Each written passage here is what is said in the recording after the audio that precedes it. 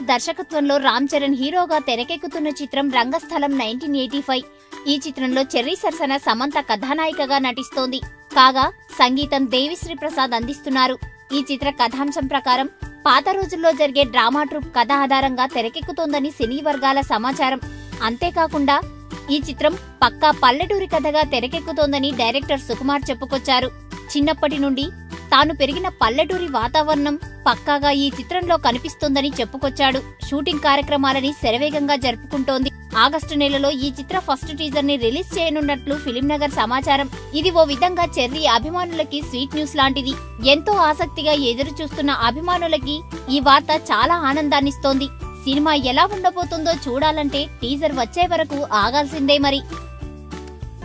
ఈ వీడియో గనుక మీకు నచ్చినట్టయితే లైక్ చేయండి, షేర్ చేయండి, సబ్స్క్రైబ్ చేసుకోండి.